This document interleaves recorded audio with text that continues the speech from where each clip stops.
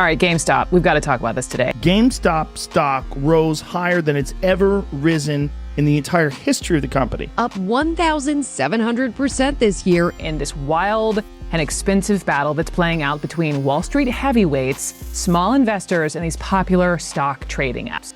We knew completely why it was happening and marveled that no one else knew. They still just call it a meme stock and they really don't get it. But I would have thought someone in the company would have explained to the world why this sort of thing happens the way it does. Why does it happen then? So What's going on, everybody? Welcome back to another episode of the Travis Makes Friends podcast. Today, I am making friends with the founder of GameStop himself, Gary Kusin. Gary, welcome to the show. Thank you. Glad to be here. Yes, sir. In your neck of the woods, in Dallas, Texas. Absolutely. And just enjoyed, I guess, some of the best barbecue in Texas, which is what I've just learned. It was Pecan Lodge. Yeah. You stumbled into the best we have in Dallas and probably the best in Texas. You know what? I have to say, I'm a big barbecue guy. I love Austin barbecue a lot as well. But that brisket there, it's pretty much second to none. It is very, very, very good. So, well, next time you come, there are a couple others in Dallas, if you like brisket, that I can take you to that you'll immediately see why they're perfect, special. And anytime, man, anytime in doubt. That's basically why I come to Texas, is just to make sure I grab some barbecue. You and a lot of other people. Yeah. All right, Gary. Well, I appreciate you taking the time to do this. I know you have been doing a lot of these. Got a book that's coming out. So before we jump into anything else, I always like to make sure that we talk about the thing that you're here to talk about, so that we don't forget about it in the conversation. So talk to me about the book. Why now? Why write a book? Sure. And where can people find it? Sure. Appreciate that. So when I sold Kinkos to FedEx, a lot of people thought I ought to write a book. I was getting all sorts of inbounds from crazy directions. And I said, okay, I'll get a ghostwriter, typical thing. And I did that. And within 2 weeks, I said, let's just shut this down. This isn't me. Don't like it. Don't want to do it. Not interested in it. Just felt like disingenuous. Yeah. I frankly, didn't feel like I had enough to say. And also I was kind of sick of being in the spotlight. I was 25 years as a CEO of one company or another, and I'm just done.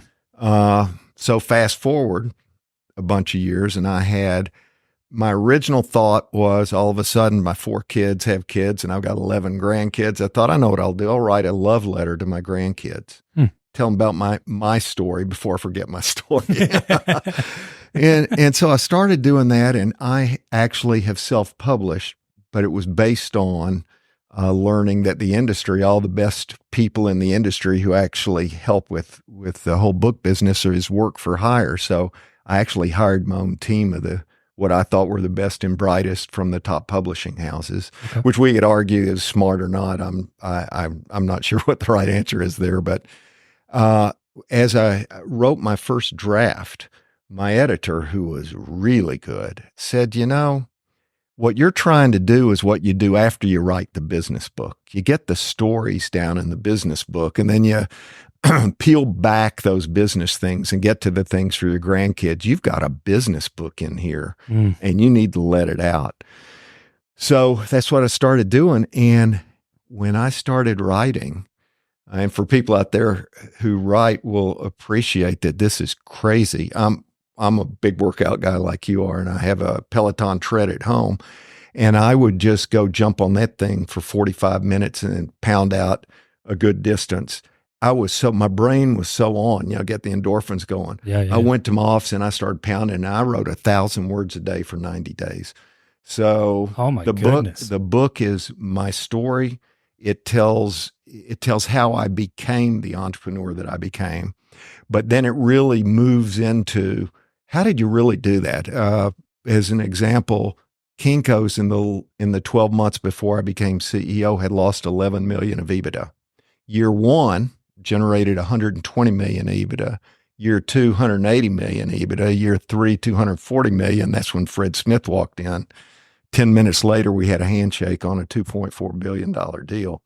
And people say, how'd you do that? Yeah. Ditto. That's a good question. When GameStop became a meme stock, all of a sudden GameStop was back, on the headlines, Yes, it was. and high interest in that. And so all of a sudden I had an interesting story to tell. How did I get to be who I am, and how in the heck did I do some of the stuff that I've done?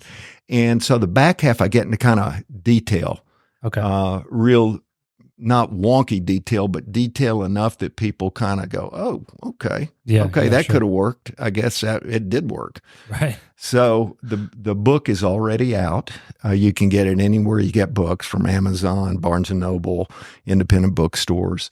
And I've just been having fun being out talking about it. The process of writing it was such that I wanted to make sure I was right, that I was telling that my view, my remembrances were correct. And I reconnected with lots of old dear friends, and I wouldn't tell them what I wrote. I said, you remember this episode?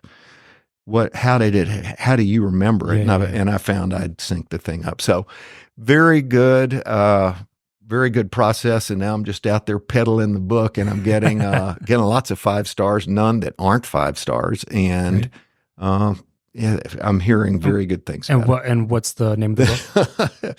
Thank you for asking. Always Learning, and there's a whole story behind Always Learning, leveling up from GameStop to Laura Mercier and beyond. And it's how I developed my leadership principles, which I closed the book on, which is how the kind of rules of the road when I'm involved with the company that keep it very focused and very ethical, high integrity. Always learning. So you're listening, watching right now. Stop whatever you're doing. Go pick up a copy of Always Learning before you even continue the rest of this conversation. Support Gary. And also, I mean, my producer always gives me a hard time because I say this every time I have an author on, but I'm just like, people are crazy to not just pick up books. I just don't. It blows my mind. And to be fair, I used to kind of be one of those people. I was never a reader growing up, and I was kind of like, it was kind of like an ongoing joke in my family about how much I didn't like reading. But as soon as I started finding books about topics that I actually cared about, it made me actually more interested in reading again. And when I hear stories like yours, and I hear that you distilled 30 plus years of building businesses, and not to disparage anybody who builds small businesses, but not just like small, corner dry cleaners. Like we're talking global brands, recognizable all over the world, doing, billions of dollars in enterprise value. And you distilled all that information, that wisdom, that knowledge into a book that I can read like that. It just, I don't understand why people don't buy them. So go buy the book. I'll throw out a bunch of my buddies really twisted my arm and said, you got to do an audio book and you have to narrate it. You've got such a twang and all that. And so I did the audio book. So for people who don't like books, even easier. Spotify is like doing, it could be on Spotify. Yeah, free. There's a bunch of, Spotify's doing a bunch of free ones now too. This one's not, I hope. Yeah, well, it's part of the subscription. Okay. Kind of like Audible. Yeah. But look, even if it's $50, which I know it's not, go pick up the book right now before you continue in this conversation. Okay, so let's go back in time, Gary. Set the scene for us. Let's say 7-year-old Gary Kusin. What was life like for you? Where were you? What was going on? I was in a small town in East Texas named Texarkana. Okay. I'm going to say I was 11 years old because that's when my story really kicked into a different gear. I was a problem child. I couldn't stay out of trouble, and we owned a furniture store in Texarkana, and my parents decided the only way to keep me off the streets and out of trouble was to put me in the furniture warehouse. At 11. At 11. And I ended up and the deal was I'd work there every Saturday, every summer, every holiday till I went to college because they didn't want me doing what I'd been doing by age 11. Yeah. And it was age appropriate bad stuff, but it was, I could see why they were concerned. 11-year-old stuff. Yeah. That could turn into other things when you're 17. Yeah. So as it ended up, that was the first domino to fall, literally and figuratively. I was the only white person in the warehouse. It was a completely black group there, and they all knew I was the owner's son, so they were a little cynical, and they knew I was a shrimp and couldn't pick up a sofa, all that kind of stuff. Yeah. But I wanted so desperately to be liked and be part of that group that I learned everything there was to learn about furniture. And I ended up being the happiest I've ever been. And as it ended up over time, I got to know a lot of members of the black community. The reason I'm telling you that is because my senior year of high school, I was a student council president, and that was in a time in Texarkana, the black high school was shut down and we were integrated. That was a time that Mississippi burning, all the big blowups in integration in the South. What years? 69, late 60s. And in the case of Texas High, they were certain it was going to be like the big towns that were blowing up, Bogalusa, Louisiana, places like that. They were sure Texarkana was going to blow up. And the fact is, I managed to get together a bunch of the students from Dunbar High School who were their leadership because I knew everyone in the black community. And we sat down and said, what do we have to do to make this thing work? And it ended up working. At my and that's important because at my high school graduation, our speaker was the wealthiest man in the United States at the time, a guy named Ross Perot. He was born and raised in Texarkana, and he was sitting on the stage, and I sat next to him. As it happened, I won a National Leadership Award for my role in keeping the lid on the integration in Texarkana. And Ross, that was all he needed to see. And he grabbed my parents after the graduation and said, could I take him back to Dallas with me tomorrow, which started a fascinating mentor-mentee relationship, which ended up with him backing GameStop, backing Babbage's, which was their first name. We changed it to GameStop when we bought our biggest competitor 13 years later. Ross was our financial backer. So I gave you a long way around there to tell you that was my first important mentor, which led me to want to mentor more as I grew in my career. Sure. And by the time I got to now, I have had over 1,000 mentoring sessions over the last 25-ish years. And part of my reason behind the book and the podcast I started was to be able to mentor more broadly, not one at a time. Because it's just been such a part of my career. But Ross started it all. And somebody pointed out to me recently, we replaced Ross on our board when he was ready to be bought out. We brought in Bain Capital, and Mitt Romney was the guy who joined our board and spent the next 12 years on our board. So my co-founder and I, someone started telling us recently that probably the only startup in history that had two presidential candidates on the board of directors. No kidding, two like serious presidential candidates. Yeah. What did you take from your parents? Obviously, they were entrepreneurial at a time when entrepreneurship was not as glorified as it is today. In the 60s, it was, correct me if I'm wrong, but relatively rare that people were engaging in the idea of entrepreneurship. So for them to have a furniture store in a smaller town in Texas seems like they were they kind of had the higher risk profile and things like that. Well, that's what actually, because their parents, my father's parents, were immigrants from Eastern Europe, came through Galveston. Okay. And back then, my grandfather's brother came from the Ukraine, from Kiev or Kyiv. And he had worked in a mattress factory and decided to open a mattress factory. And so my grandfather followed him to open a mattress factory, but on the train on the way to Monroe, Louisiana, stopped in Texarkana at noon on a Saturday, and he got off the train and saw the farmers selling their produce and said, this town looks like a pretty bustling town. I'll stay here. He went to World War I and promptly won $6,000 on a troop ship gambling on the way home. $6,000? Yeah, it's $5,000, but family lore says $5,000 to $6,000, and that was what he used when he got to Texarkana to start. He has worked for a used furniture company. He said, I'll start a new one, and that was a family business for 90 years. That's crazy. I mean, that's got to be what, like $100,000 today? Yeah, gotta be. Gotta be. 5,000 back then? Gotta be, but that's kind of what you did when you were an immigrant. Yeah, made it work. And all small towns in East Texas are kind of all the businesses. at least in East Texas that I'm very familiar with, all started from immigrants that came through the Galveston. They didn't come through Ellis Island. They came through Galveston, and all were entrepreneurial and had very little money and figured out how to stake themselves. How did you balance work and school, I guess is the question. Like when you were working at the furniture store and you said you felt like you had to learn everything about furniture, but you also said that was kind of the happiest that you were in that context. Did you find it difficult to stay, I guess, engaged in school studies and things like that when you were just kind of eager to get back into the work world? Yes and no. Small town public schools wasn't that difficult, and we had great teachers back then. We really did. So I really didn't suffer. I did not do much homework, but I was in the National Honor Society and stuff like that. Okay. Did you play sports? I played football until my senior year, didn't play my senior year, and I ran track. Okay. Anything that you enjoyed particularly about that? No. That's why you went the business route. Yeah.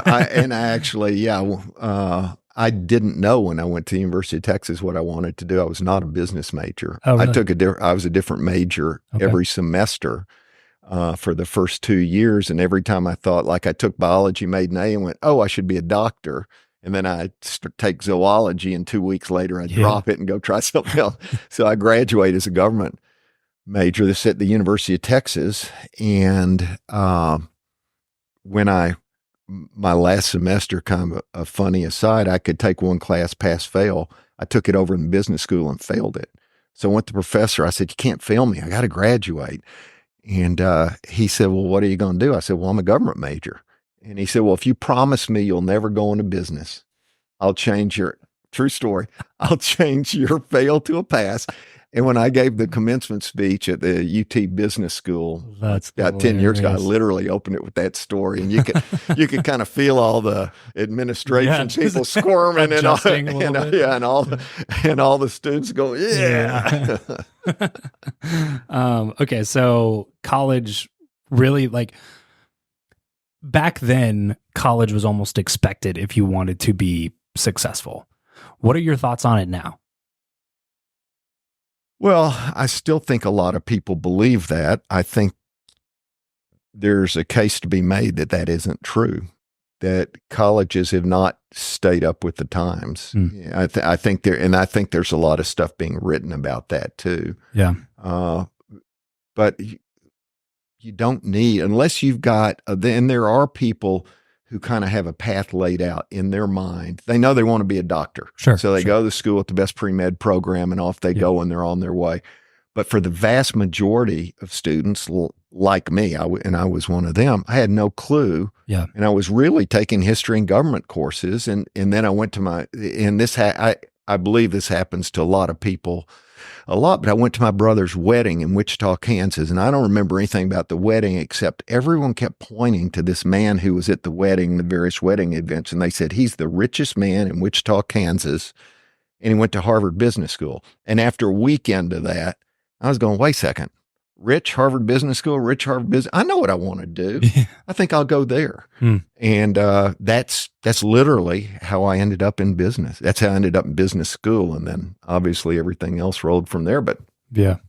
Well, and to be fair too, if you're going to a Harvard, even if you're going today, there's a lot of other reasons to be there other than the knowledge you're gaining while you're sitting in the classroom, right? That's kind of what I worry about now is like, these kids that are paying a ton of money to go to schools, but a lot of their classes are online or virtual, and they're worried. They're too worried about the degree, like the piece of paper that they get, rather than connecting with the professor that could be a mentor for them, or building relationships with fellow classmates who are eager to start a business as soon as school is done, or something like that. Like that to me seems to be, especially in those cases, at a Harvard, would be like the reason to be there, rather than just purely the knowledge that you gain by sitting in the classroom. Yeah, I don't disagree with anything you said. However, in my specific instance, Harvard used the Socratic method of teaching, so it was all case studies. So all your homework would be read about this company and be prepared to talk about it, you think their problems are, what you think they ought to do, and be prepared to defend it. That's very different than reading Gone with the Wind or do these 20 math problems or go dissect a frog or something. Yeah. It's very different. And that ended up really appealing to me because that was the first time in my life I learned that everything isn't black and white. It's not binary. There's not like one answer. Yeah. And that was what my parents had beaten into me my whole life. And I believed it all the way till I got to business school. And that was so liberating. It gave me permission, if you will, to think more broadly. And frankly, in my whole business career, I think it's held me instead because I'm not married. And when you sit with the team and you throw a problem out on the table, there's not only one answer. There may be one best answer, given the company and what you're doing and all those sorts of things. But if you can open the aperture enough to look at business issues like that, I've learned from success that you've got a leg up on a lot of companies who just, nope, that's wrong. That's just not how we do things. That's not how we do things. Yeah. And I think that was a very, very important learning. Did that affect other areas of your life, do you think, besides business? Absolutely. I mean, I am a lot more open-minded than my buddies, and I always have been. Yeah. And it makes life more fun because when I, even to raising kids, if they say something that you might have thought was off the wall, I will pause and think about it. That's interesting. Let me think about that. Yeah. It makes life more fun, maybe.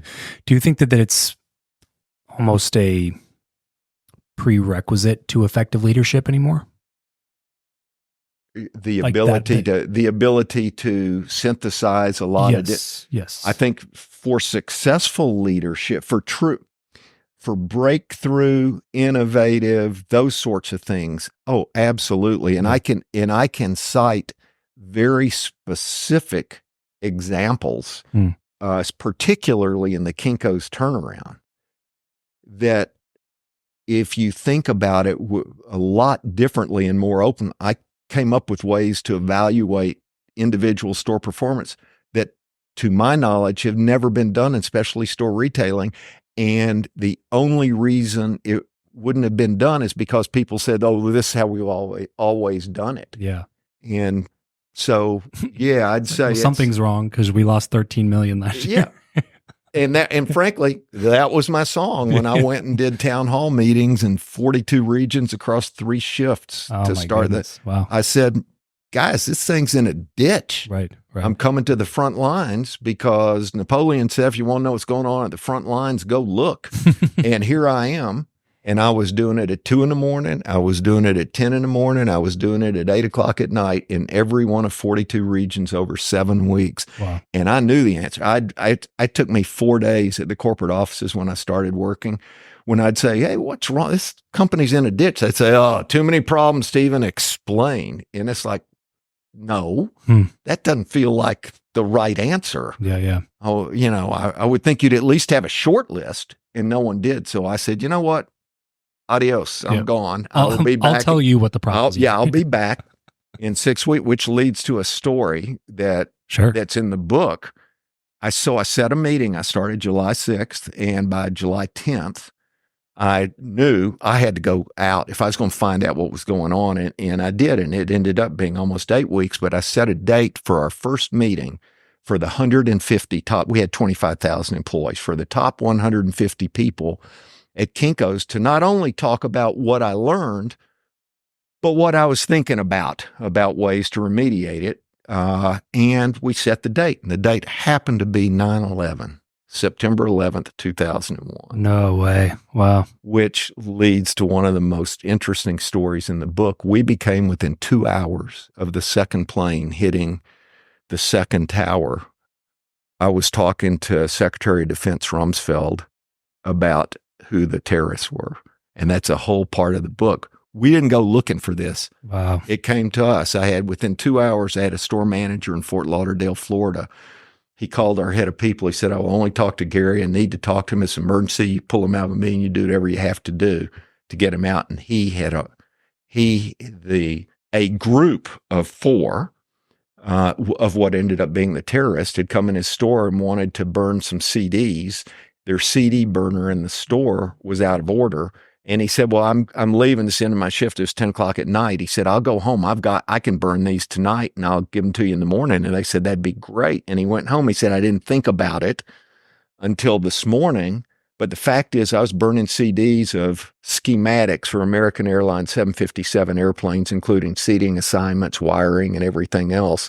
Wow. And he said, I know they were involved. And because we had cameras in the store and kept 30 days worth of data, and we had computers that people could write on, could rent and use, we were able to match timestamps with keystroke analysis with everything else and learn every one of them got their tickets at Kinko's, their airline tickets, and they were using it as their communication centers. We gave all that data to the government. Oh my goodness. And that's wild. That was a wild story. Yeah, no kidding. Talk about derailing of a day. That derailed the entire event because by then we were all, including me, I need to get tail out at Denver. I need to get home. No kidding. And no airplanes were flying. So, oh, that's right. Yeah. So oh man, forget about craziness. But that was just one of the stories that just, and I wrote about it in depth in the book because it was top secret. We couldn't talk about it. And only 6 people in our whole company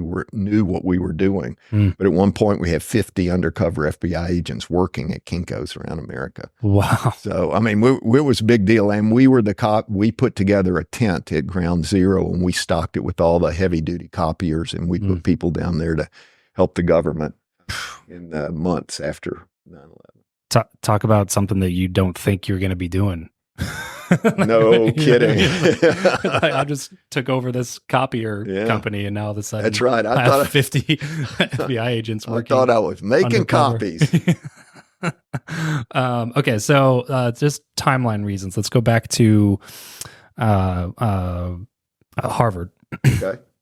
So this is for an MBA program, right? So you get your MBA from Harvard. What is the direct step after you get that MBA? My first job out of Harvard Business School was locationally driven because I was preparing to ask this woman to marry me, and I knew if she could live anywhere, she's in law school down in Texas, if she could live anywhere. She had told me she wanted to live in San Francisco. So I went and got a job in San Francisco, and it was at a department store. So I moved and because I'd grown up in a retail furniture family, you could argue that I was kind of a retailer. Yeah. And so that was my first job, but it was solely for geographical reasons. Solely for girl reasons. Yes. Yes. As it happens, all these years later, we're still married and happy as we can be. And that was back when San Francisco was a great place to live. Oh, yeah. And it was even better than that. I ended up being offered a job by Bill Graham for Bill Graham Presents, the rock impresario who had Winterland East, Winterland West, and started the outdoor concerts. He actually offered me the job of starting a retail company that would attend rock events and sell stuff, sell T-shirts, jackets. No one had ever done that before. Nice. And I ended up saying yes to him until I called my father-in-law to tell him what my wife said, you may want to call my father-in-law. And he was kind of like, I didn't have you marry my daughter to take her to San Francisco and become a rock groupie. So, of course, I had to call a HBS buddy who was working for an accounting firm in San Francisco. And I said, you may like this. And he ended up crushing it. Nice. Yeah. That's awesome. Okay, so what were you doing in retail? How long were you there? And when was the first time where you felt the itch to be like, I need to go do my own thing? So I started Babbage's with HBS classmate, section mate, and study group mate, a guy named Jim McCurry. Okay. And he and I were very good friends, played cards every Friday night, and lived in the same quad group. And he was a partner at Bain because that's what you do when you're when you finish at the top of the class at HBS, you go to work for one of those places, and then at the other end, you go work for a department store in San Francisco. So he had ended up moving from Boston to the Silicon Valley because there was this emerging sector, video games, and some of the publishers out there, namely companies like Activision and Electronic Arts, were looking for consulting help. So what year was this? 1982. Okay. And he moved out there, his senior partner at Bain, and took them on as clients. Over this time, as it ended up, I had a pretty meteoric rise in department stores pretty quickly. And I detail some of the hows and whys there. And I had reached the point of view that department stores were like dinosaurs lumbering off to the swamp. And I had detailed analysis behind it. All you could see, that was when America was opening up major regional enclosed malls everywhere. Well, what they were doing was putting department stores at the anchors, and they had to fill the middle of it. So all of a sudden you had stores emerging like the Gap, like Victoria's Secret, like Zales Jewelry. I could go on and on and on, and they were all specialty retailers. Well, it struck me every time I would go into one of our department stores, I would also walk through the mall. And I realized that all the specialty stores were knocking off our highest margin areas in the store. And so at that point, department stores all over America were operating under a zillion different names. Even though Federated Department Stores was the parent company, their names were like Bloomingdale's, Burdines, Abraham and Straus, Bullock's, Sanger Harris, Foley's, on and on. And I started pounding the table within Federated, which at that point was the largest group. It's today called Macy's. And I said, we got to unify this, and we got to get rid of these names. Well, that was like a third rail. So everyone said, we're not going to change our names because some specialty stores. I said, well, you're dumb if you don't, because they've got one name coast to coast. They got one set of operating plans. They can buy and put one label in the products, not 100 different labels. The economies of scale that you can achieve with a national company. And I developed this point of view, and I had it as a heading in a kind of a white paper I wrote that said, in any category of consumer goods that reaches measurable size, the specialty store channel will become an important, if not dominant, channel of distribution. So I was pounding the table on that in 1982, and Jim came through Dallas, and we were having dinner, and I said, what are you working on? So he says, you really want to know? And I said, yeah. He said, you're not going to believe this new sector that's going to emerge called video games. And there's these video games, there's these video game machines. And my brain's starting to go, whoa, wait a second. I said, and where are they going to sell? Oh, they'll sell at Sears and Penny's. And I'm like, well, let me tell you what I've been working on. I said, you know what? If you quit your job at Bain, I'll quit my job. And we'll get first mover advantage in a brand new category of what, if you believe what Jim was showing, was a hockey stick. And the video games were going to go to the moon. And I said, I'll do that in a heartbeat, because it was completely based on very sound reasoning. And so we both quit our jobs, and we literally, our first store was the first video game store in the world. And so we couldn't. And it was called Babbage. Babbage's. And the reason we called it Babbage's, one of the options we thought about was game this or game that. But if you walk through every mall in America had 10 stores, Game Peddler, Game they were like board games. Board games. And so he said, well, we can't put game in the name. It'll just confuse everybody, which was right for about 10 years. Yeah, right.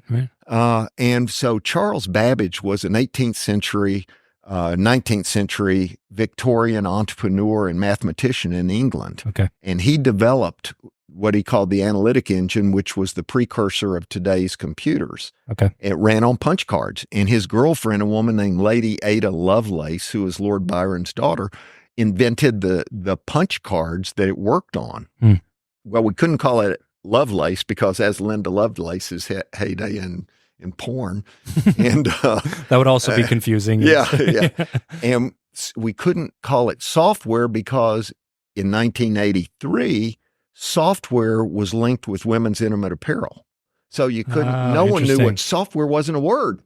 So we said, let's use an old name. We'll put his picture up in the store so people won't be scared of these new machines and this new software and on and on and on. And that's, so we both quit our jobs, and all of a sudden we had a tiger by the tail, because sure enough, it grew, it exploded like Jim's chart said it would. And you needed a specialty store because there were so many hardware types. You couldn't just release Ms. Pac-Man. You had to release it in 6 different formats. Yeah, right.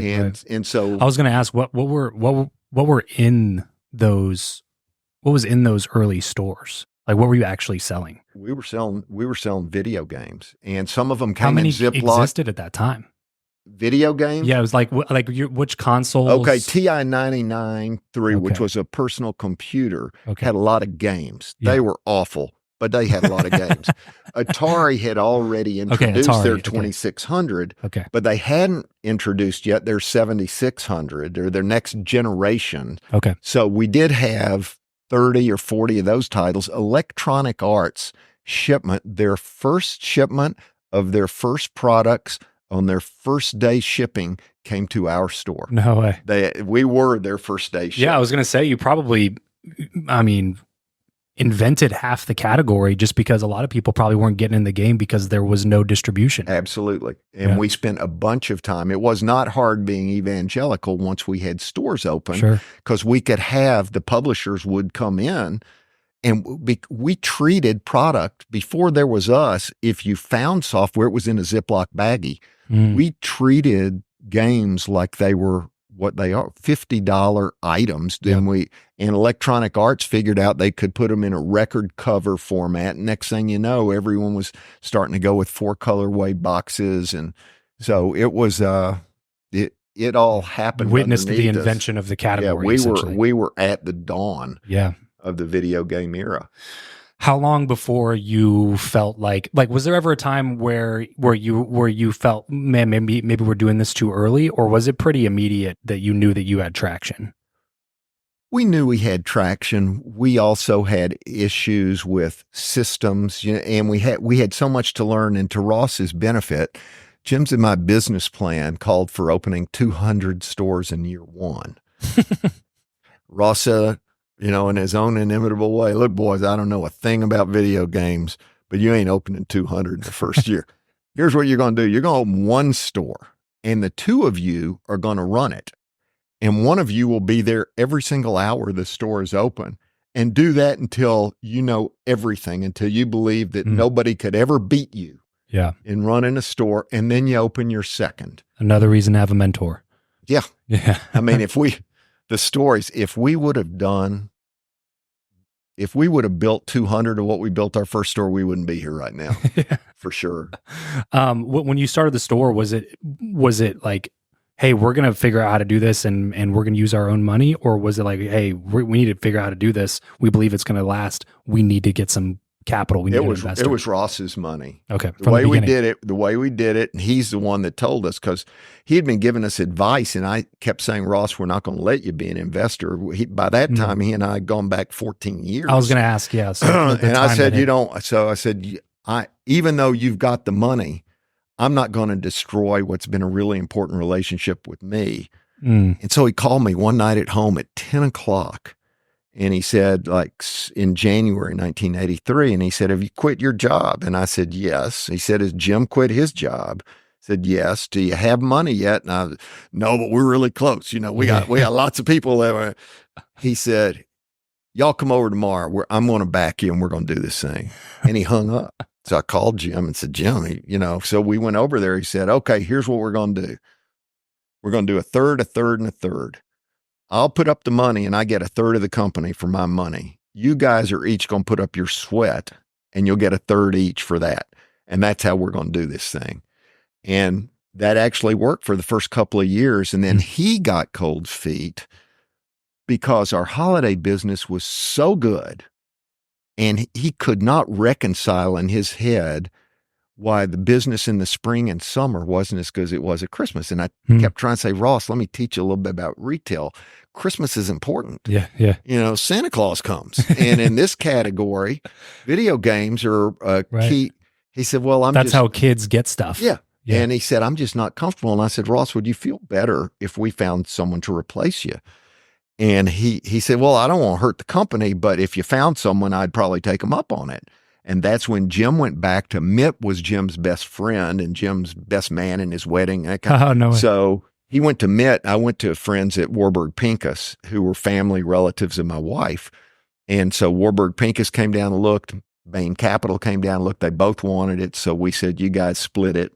And they worked with Ross, bought him out. And then they had Ross's third. And then we moved forward from there. Just a couple of years later. Yeah, it was pretty early on. Okay. We had maybe 23 stores at that time, so it wasn't a lot. So one of the instances where Ross Perot might have lost out on a little bit of money from selling too early. Yeah. I was going to ask something about that too. On the, okay. So you're a few years in. Where does the name GameStop come along? Sure. You said there was an acquisition that happened. Yeah. And that was a really interesting point because that was also the point at which I departed. So fast forward 12 years, we had hundreds and hundreds of stores, and there were really only 3 big competitors in the U.S., and we couldn't figure out how to continue growing, that our path of the most strategic path was to acquire one or both of them. And so we started talking with Software Etc. stores, which is based in Minneapolis, and Len Reggio had become the financial backer of them, and he was the founder of Barnes & Noble bookstores. And Len came down, we spent a bunch of time with them, and we, at one point, had a deal, and we were literally at our law offices signing paperwork to acquire them. And he called us and he said, I had a dream last night. This was a bad idea, so we're not going to do it. Literally. Think about that for a minute. Think about that for a minute. Signing documents. I think I titled that chapter, Len has a dream and Jim and I lose our breakfast, something like that, because it was the craziest thing. I mean, the money we spent. Wild. But so I also believed, because Jim and I were the twosome that were running Babbage's, and there were 2 guys running Software Etc. And the deal was we buy them, we move them to Dallas, and they're gone. Our management team takes over. And Len assured us that Dick and Dan, those were their 2 people's names, were okay with that. They told them they were okay with that. And I kept telling our board, I don't think they're both okay with that. I think we've got to come at this a different way. And I was more entrepreneurial than Jim. And now I'm 12 years in. And I have a pretty good idea of how this startup thing works. And I called one of the guys at Software Etc. stores and said, come meet me in St. Louis at Lindbergh Field in St. Louis. I got an idea. So he came and he met, and sure enough, he said, yeah, Len called us also and told us that he had a dream. So at least I feel like he wasn't being disincgenuous with it. He actually had a dream. Right. But I said, Dan, still a crazy reason, but at least it's real. Yeah. I said, look, I'm an entrepreneur and I can find something else to do. If we can make this happen, really make this happen, Jim could be elevated and become CEO. You become president, and then Dick, the other guy, goes away, I go away, and it feels better. And he said, that's never been the problem. We always said a week later, he called back, said, yeah, we'll do that. Wow. We'll do that. And the only stipulation they had was nobody in Minneapolis at Software Etc. would work in a company called Babbage's. And we at our company felt the same way. No one here is going to work at any place called Software Etc. So we all agreed, we don't know what the name will be, but we're going to come up with a new name. So Len Reggio had bought a company based in Texas called Bookstop. A guy named Gary Hoover had started. He got up to 12 or 15 stores. It was a specialty book retailer, and Lem was buying all of the good ones, and he bought Bookstop.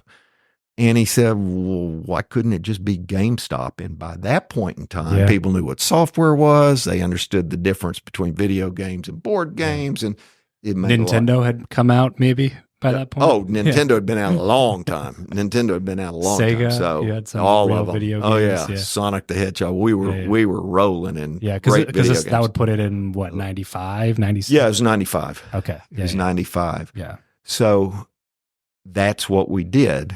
And what I did was, and I'd become very good friends. I've been offered, this is also in the book, I was literally 32 years old, and Federated offered me the CEO job of Filene's in Boston, which is a big department store, if I would not leave Federated. So I'd had a really good, successful run. Among the areas, well, the CEO of Neiman Marcus had been the only other we were the two high potentials when we were coming up in Federated. So we would see each other in Cincinnati a lot. He became CEO of Neiman Marcus, and I'd go to lunch with him a few times a year because it's based in Dallas. What's hot? And he kept saying nothing, nothing, nothing, nothing. Then one day he said, you're not going to believe what's happening with Makeup Artist Cosmetics. And it's a makeup artist line called MAC.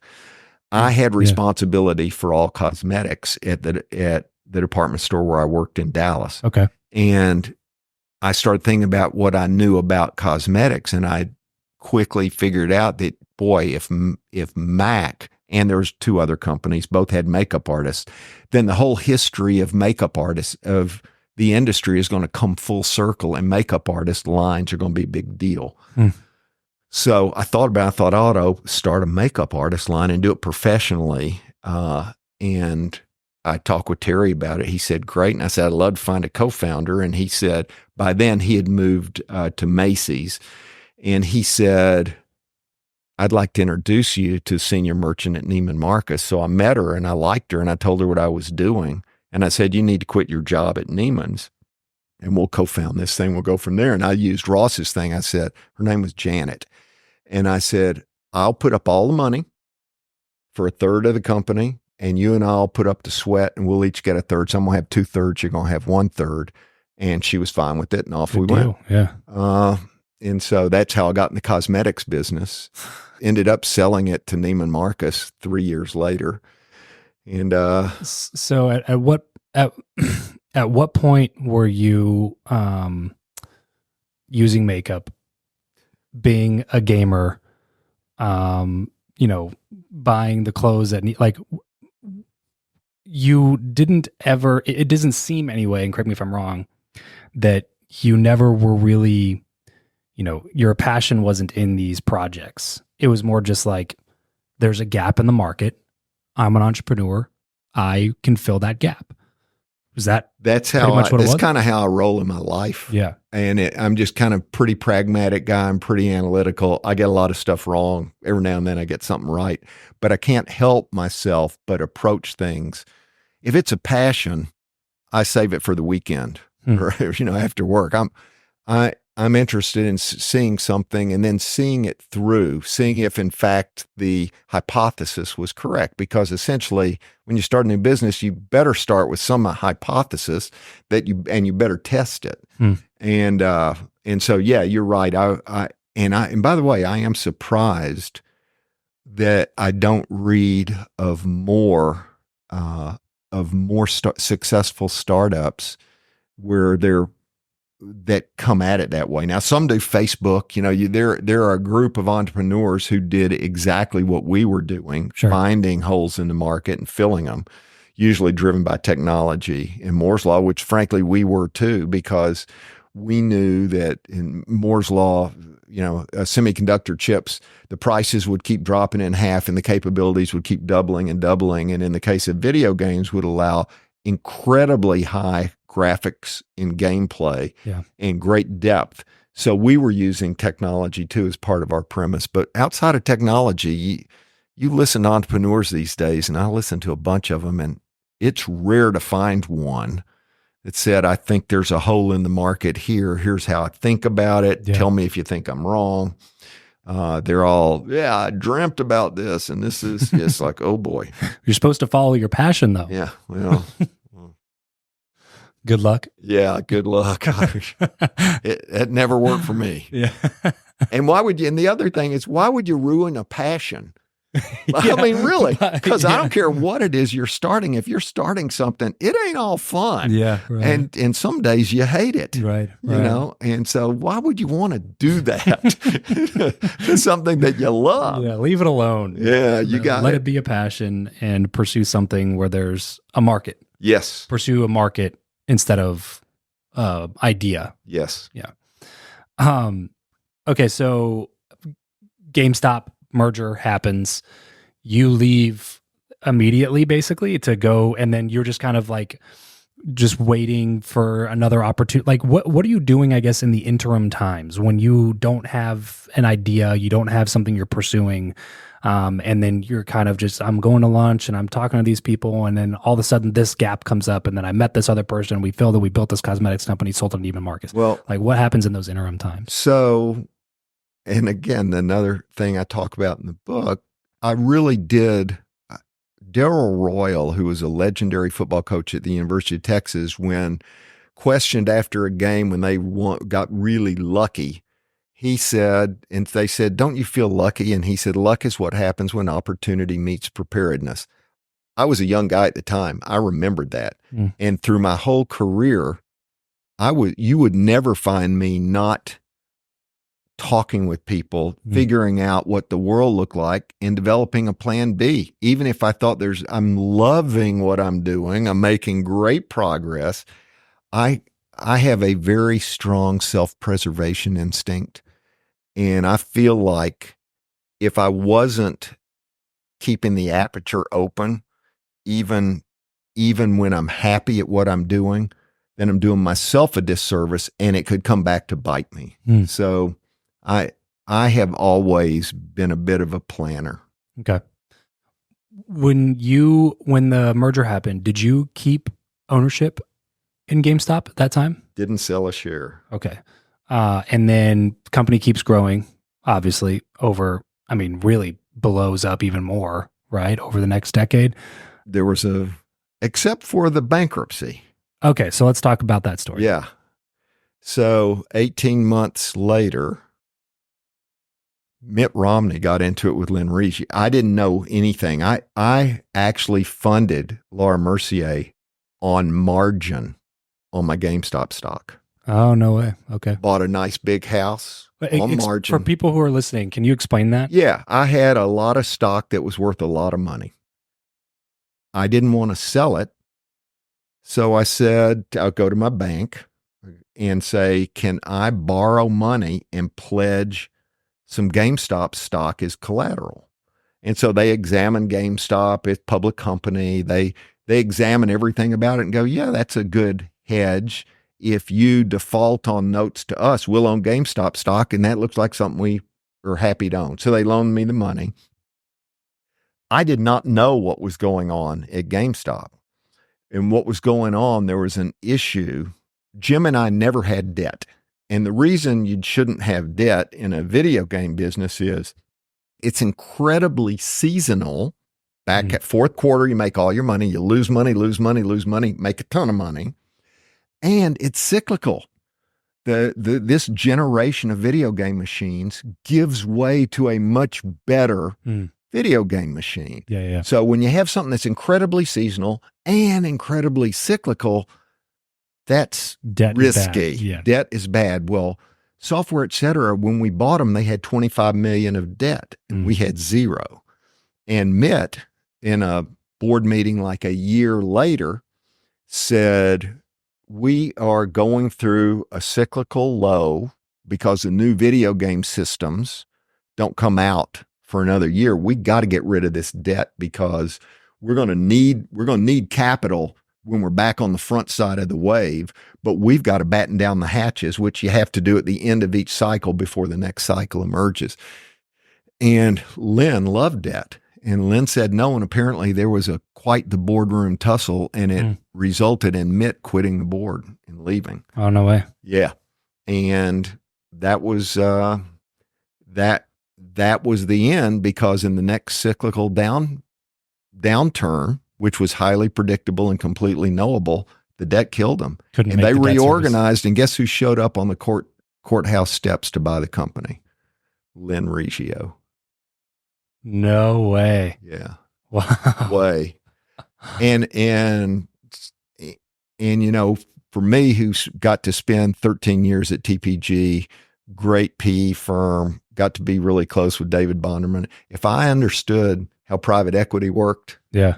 I'd have had that company. Yeah, you would have bought it. Oh, yes. Yeah. Oh, in a heartbeat. But I didn't understand all that at that time. Now, when you restructure a public company and he comes in and buys it, is it private again at that point? Mm-hmm. So, but it's public now though. So he took it. Public again. Okay, He took gotcha. it, but it wasn't. So none of the original people had any shares at that point? Everyone was wiped out. All Software Etc. shareholders, all Babbage's shareholders, all Gotcha. interim shareholders were wiped out. Gotcha. Yeah. Gotcha.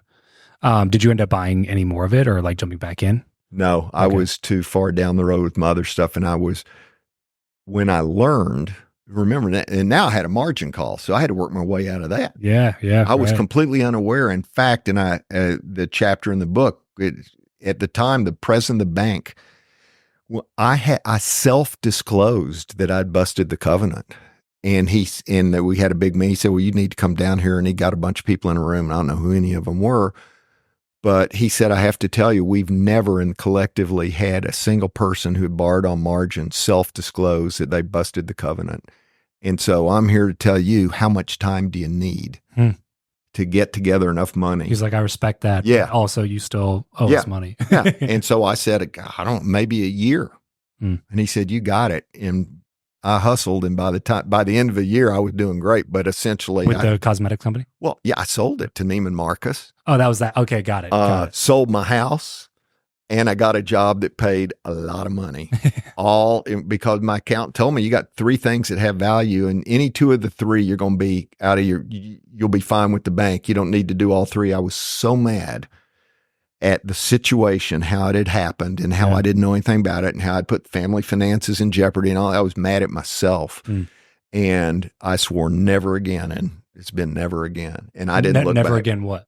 Would I borrow on margin? Would I owe anybody any money? Would I? Gotcha. I don't even have a mortgage. I mean, it's but that was a traumatic point in my life, which came right before a few things happened that just were highly successful, which led me into Kinko's, which led to monumental successful. So you are basically a spectator in the GameStop meme stock world. Oh yeah. Yeah. And Jim and I decided we wouldn't talk to the press. We were both getting phone calls, and we couldn't even tell the language on the other end of the phone back in 21 when it first happened. Yeah. It was amazing. And the thing that was so amazing to Jim and I, we knew completely why it was happening and marveled that no one else knew until today. They still just call it a meme stock, and they really don't get it. And I appreciate it more now as I've thought about it over a few years, but I would have thought someone in the company would have explained to the world why this sort of thing happens the way it does. Why does it happen then? So I'm going to break it into two pieces. Okay. Wall Street IQ, GameStop long-term loyal customers EQ. Okay, so there are 40-year-old, 30-year-olds, 20-year-olds that grew up in Babbage's, Software Etc. GameStop was the fabric of their lives. They marked time by when a particular game came out, or standing outside of a GameStop at midnight when a new title dropped. Or bringing 5 old games so you could trade and hopefully afford the new one. You got it. Yeah. Exactly. Yeah. Okay, so for that audience, and it's tens of millions of people over many decades, GameStop is part of the fabric of their life. Push that aside. Wall Street analysts are paid to find instances in the market where the price is too high or too low, and they know what to do when they see it. They don't care about the underlying company. They're not paid to. They're paid to analyze the data. And it's historically works. Yeah, right. And there's no way, when you think about Blockbuster, the technology brought in, movie rentals technology killed it when they started streaming. You could see streaming coming to video games from 100 miles away. Yeah. So any analyst would know by looking at it that, gee, this is overpriced even where it is. Well, when they start shorting it, then all of a sudden, and you got Reddit out there, and remember, Reddit's a communications tool for everyone, every great gamer. And they all said, not on my watch. And Robinhood. In Robinhood, Reddit and Robin, like the absolutely kind of the perfect combination of access that used to not it was be able to EQ versus IQ. Yeah. And the IQ people were right. Correct. Yeah. Way overpriced. And Jordan, the CEO yesterday at the company meeting, said what I started saying a few months ago. And they said, what would you have done? I said, I got too many stores by a lot. And he came out yesterday and he said that. And so the stock tanked and, but it was EQ versus IQ. In round one, EQ won wildly because they rushed in, and that had never happened. Right. And for some people who say, do you have a better analogy? I say, yeah. And I just came up with this watching Taylor Swift. The market for pricing music has gotten really solid. Bruce Springsteen sold his entire music portfolio. Paul Simon sold his. And now the great old names in music, Michael Jackson, it goes on and on and on. The Beatles have sold their entire music catalog. So there are very strong metrics that explain what it's worth. Now, let's say Taylor Swift decided to go public. Okay.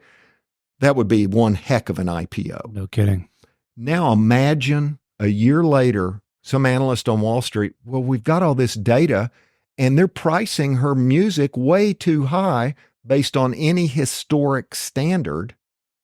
We need to short that stock. It's going down. They may be right, but when they come out and say that, Swifties from all over the world are going to go over my dead body because from when they were 10 years old till now in their 20s and 30s, they know every lyric to every song. Yeah. It's the same thing. So EQ versus IQ, and so far EQ's winning. Yeah. I mean, it's kept it above water. Yeah. In a market where it seems like it shouldn't be. Well, and that's why for me, if I were Wall Street, I would go find other companies, other stocks. This one's too hard to call. You can be right on what your suspicion is and be wrong on the timing, right? Especially when you're shorting stuff and you get slaughtered. And with how much money they're moving. Yeah. We're not talking about $1,000. Yeah. It's just not, it's you need to go and find another do one. Something find one less obvious. Yeah, that has a less of a beta attached to it. Yeah, right.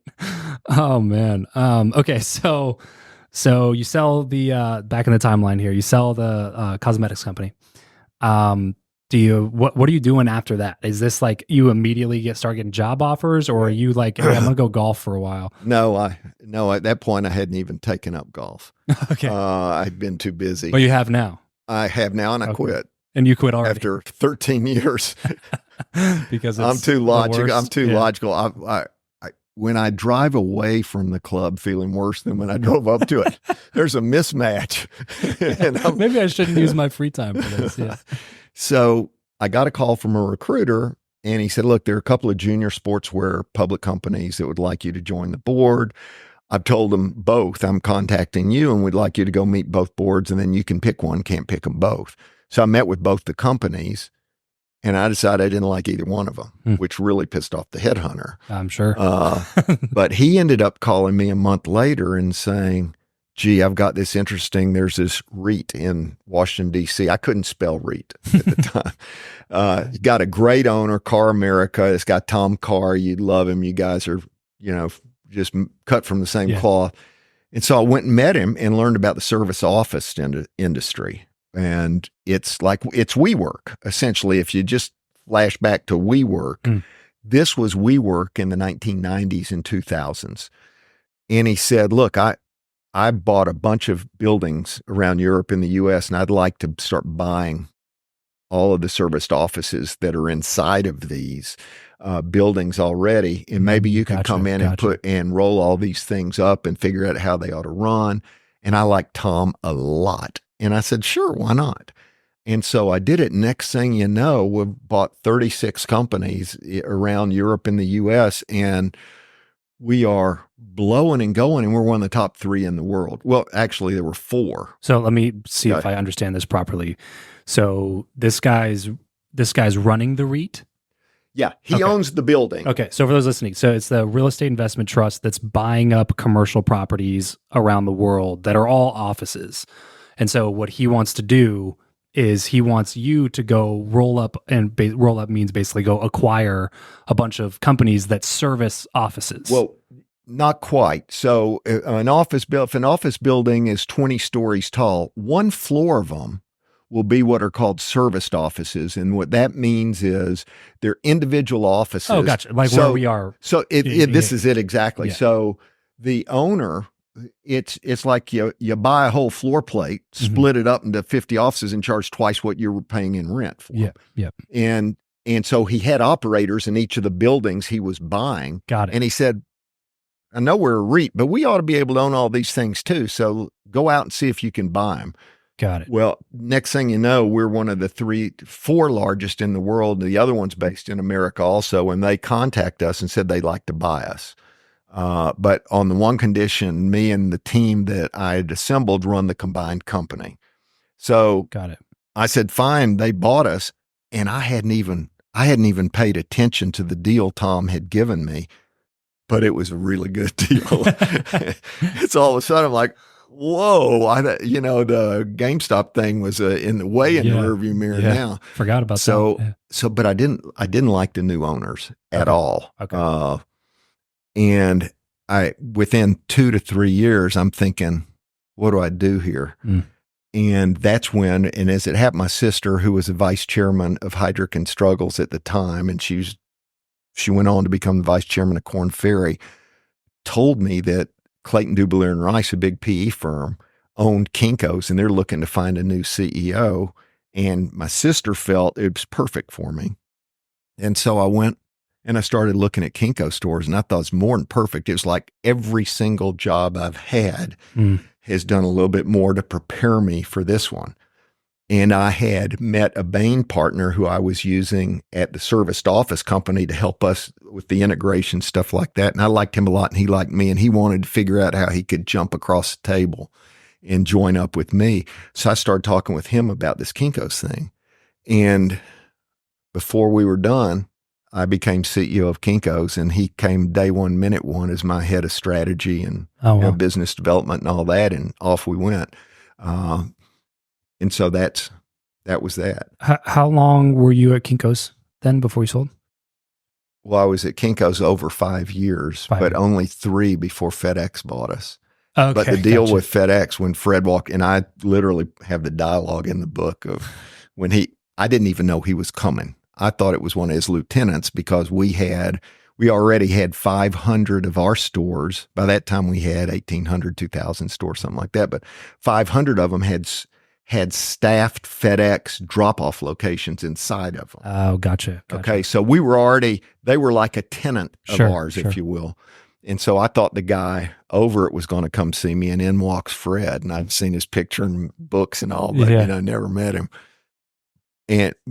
And the whole thing on how we got to the price, I couldn't believe it. And I had no authority to sell Kinko's. And he and I shook hands on it.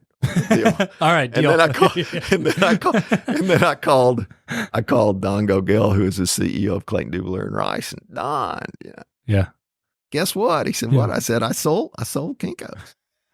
Oh, funny. Know what? I said, no, Don, I really did. And then he got as you might imagine, of course, you son of a, on and on and on.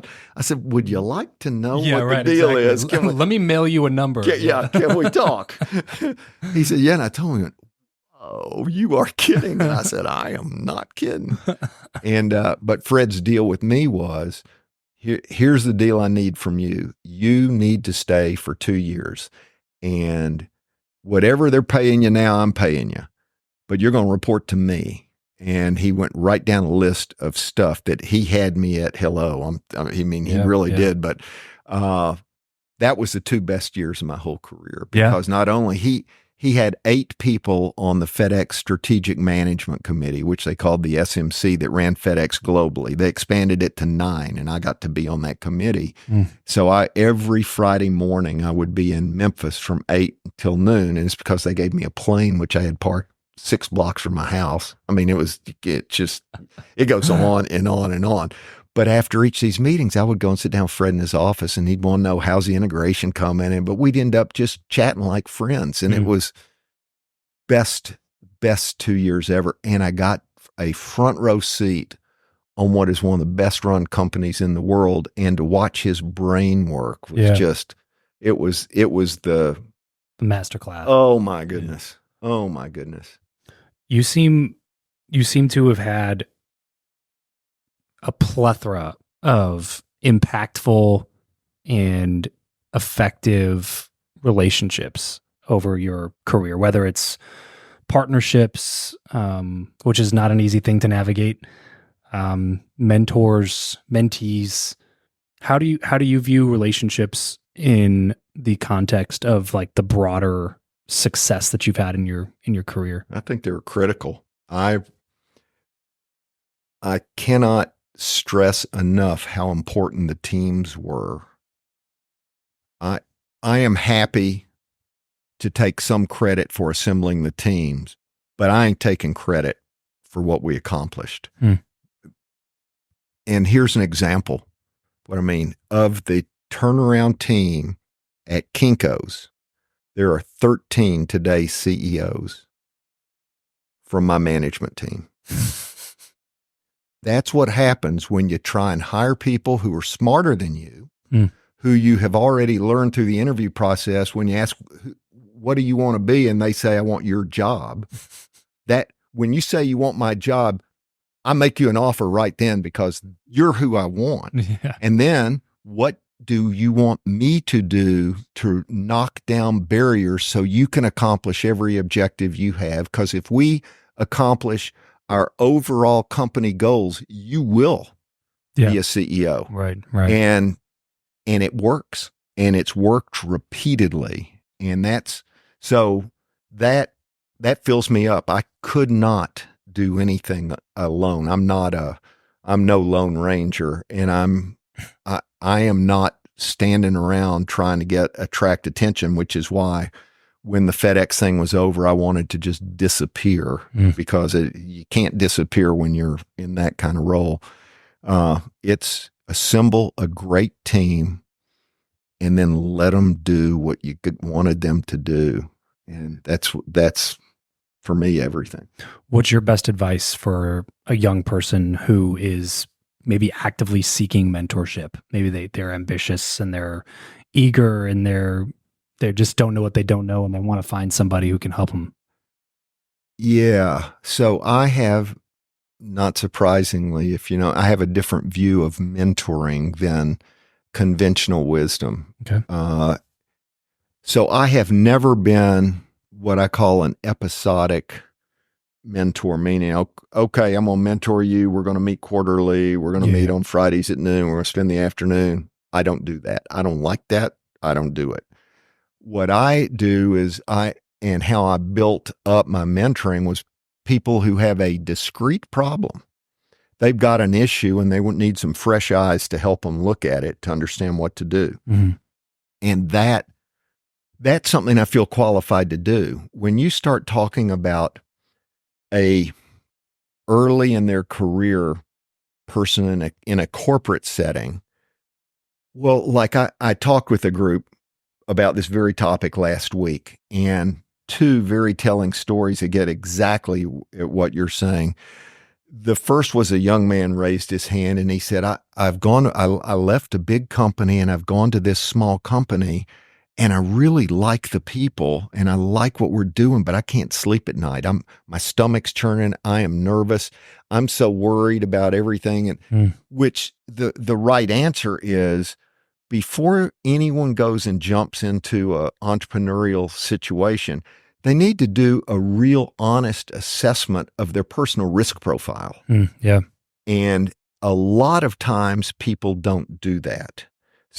And the next person who came up and said, hey, the next person wanted to take offense at what I and I was saying this to the group.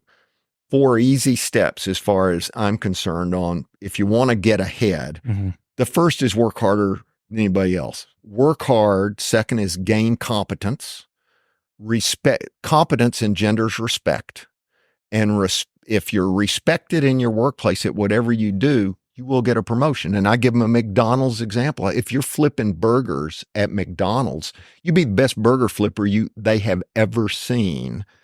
And if you, in fact, become the best they've ever seen, they'll respect that. Because you'll be highly competent. Next thing you know, you're going to be a shift leader and you'll work your way up.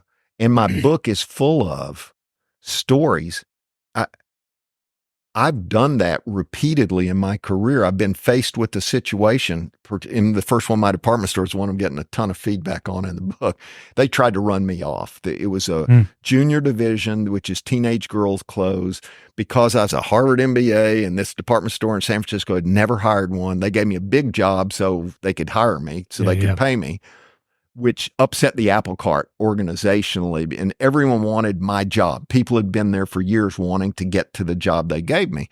And so they started messing with me. When I say messing with me, they'd say, would you take this to the mailroom? It's on top floor. You go top floor. And I go, no, mailroom's in the basement. That kind of crap. Yeah. Okay. So I'd been there maybe 3 months. My boss took me into a giant, cavern, if you will, underneath the downtown store. And it had 500 and some odd totes, which were big cardboard things. And they were full of junior swimwear. Okay. It was end of season. All of the stores in the department store chain had sent all their residue. And so they were mismatched and they were all bikinis because all teenage stuff. So she said, we need this sorted. We need you to match every top with every bottom. We need you to hook them together. We need you to list the current price. Here's the schedule of pricing we want you to take them down to, because next spring, it'll be the start of the season sale. It's Friday afternoon, 4:00. And I need this by Monday. My assessment of it was 4 or 5 people a week for a full week. Maybe going to get this done. Yeah. But she didn't know I'd had it with her. I'd had it with all of them. And I would, by God, because my Carlene was still down in law school, was still in Texas, and I had nothing to do. Yeah. I got myself locked into the store, and I worked that afternoon, all night, all day Saturday, that night, all day Sunday and Monday. I came into work, and first thing she said was, hey, how'd you do on the project? I said, well, you want to come look? And she said, sure. Well, I'd say pristine. I mean, not only was it done perfectly, you could eat off the friggin' floor because I cleaned the floor when I was done. And she looked around, she was quiet. And I only did it to kind of give him a middle finger salute. Yeah. She started laughing and she started shaking her head. And she said, I would have never thought a Harvard MBA would come in and do what you just did. And she said, you stay here. She called her whole division in, and all those women trooped in, and you could see all their faces like they couldn't believe it. And that changed everything. And that Christmas, I got a card, which I still have at home, that said, thanks for being one of the girls. And it was signed. It was signed by everybody in the division. And I was promoted out of there in January. But I've done a lot of that in my life, because when you don't have anything, that's the only thing you have. Is hard work. And your name. Yep. What people think. This other guy, this thing I was talking at this group I was talking to last week, comes to me, says, hey, I don't want to work harder. I want to work smarter. To which I said, why are they mutually exclusive? I don't get it. I hear people say that, but help me understand why you can't work hard while working smart. Right. And he kind of slumped a little bit, and he said, well, I'm happy working by myself. I would just like to be an individual contributor. Well, that's music to my ears. In corporations, you have to have people who want to be individual contributors. You can't have everybody going for the same ring, and you have to have people who want to have a life. Yeah. Right. Who will give you their 9 to 5. They'll give you a good solid 8. They'll do everything you want them to do. They'll work hard. They'll work smart, but that's all they want to do. Sure. Yeah. And I told him, and I gave him permission. It's okay. Yeah. You don't have to come and say, well, work smarter and not harder. You don't have to do any of that. an individual contributor is an important role in any company. And he was like, oh, Yeah. God, I keep coming to meetings like this, and I think there's no way, no how I'm going to fit anywhere. Yeah. Yeah. So as it relates to people that are in those meetings that are raising their hand, ask you, hey, how can I get in touch with somebody that's going to help me get ahead? What is like the things that you tell them in terms of like attracting that leadership, that mentorship? Sure. The first thing I tell them, I'll tell you the one thing I'm sure of. I don't care what your corporate leadership development group says. You do not want a mentor in your company. And I think this is an issue that no one else, it's either not really an issue and I think it is, or I think it is and no one else has thought about it. Put yourself in a position of a senior corporate officer who is, as part of a well-developed leadership development plan inside the company, you've got 1 or 2 or 3 folks that you mentor on some regular basis. Yeah. Now think about you sit down to have lunch or coffee or whatever with one of them, and they say to you, oh, my boss is having an affair with the CEO. Yeah. Yeah. That happens 30 to 40%. A variation on that theme will pop up 30 to 40% in every corporate mentoring system. It's hostile environment issues. When you want to know what's on someone's mind, what's on their mind are career stoppers.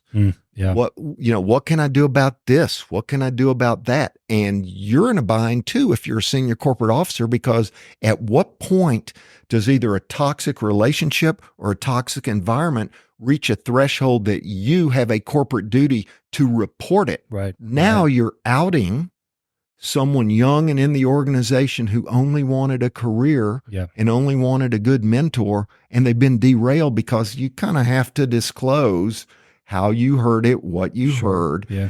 And so I am really against corporate mentors. So now you get to the real issue. Well, great. Now you got young people in corporation. Now who's left standing? Right. And I really believe you start where there are groups that you have been associated with, whether it's a church, whether it's something that your parents have been a part of, some organization that you feel like has good people or people who can be thoughtful and or at least are certainly experienced. And all you really want is someone who's had a few more laps around the track. And I think those are great. But for me, and again, the thing that I live for are these sticky wickets that people have. Like I've mentored people that are running multiple times bigger companies than I've ever run that give me a call and say, can we sit down? I want to talk to you about something. Yeah. And everyone's got the same issues. I've got the same issues. And so you really, it's something that could use if I had another gig in me, and I don't, it could use some good, fresh thinking. There are groups like in Dallas, there's this group called The Deck, it started as Dallas Entrepreneurial Network. Okay.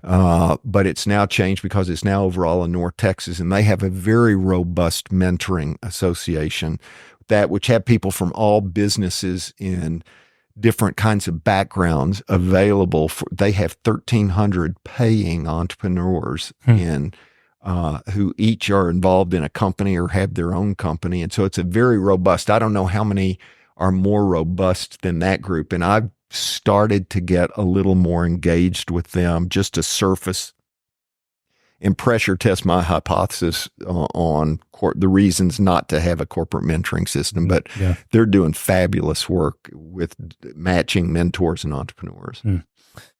Well, listen, I would love to take more of your time, but I appreciate the time that you've already given me today so far. So, Garrett, thanks so much for doing this. This has been a huge blessing. It's went a bunch of places I didn't expect we were going to go, but that's how you know it's a good episode. So I know everybody's going to really enjoy this one. Last kind of parting piece of advice or wisdom that you want to leave with the folks listening, keeping in mind that there's a lot of, younger, I'd say 25 to 40-year-old entrepreneurial people that listen to the show. What would be, we talked a lot about business and things like that. So let's maybe keep this more generic life advice. What would be the last kind of parting thing you'd want to leave them with? Well, given that perspective, I don't know how many people's last words on their deathbed were, I wish I could have spent more time at the office. And I have many, many friends from large corporate positions who wish they could do it all over again, who have had issues surface that they are pretty darn sure, had they had been as attentive to their family or their personal finances or their friends, they would have had a lot richer life. And on this very thing, the bank president who gave me a year,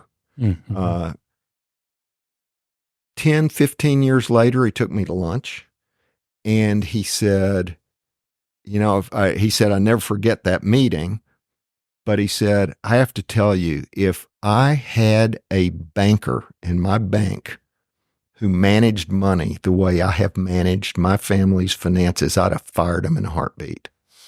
And he said, I was simply too busy and thinking that the company's issues were my first priority, and they simply weren't.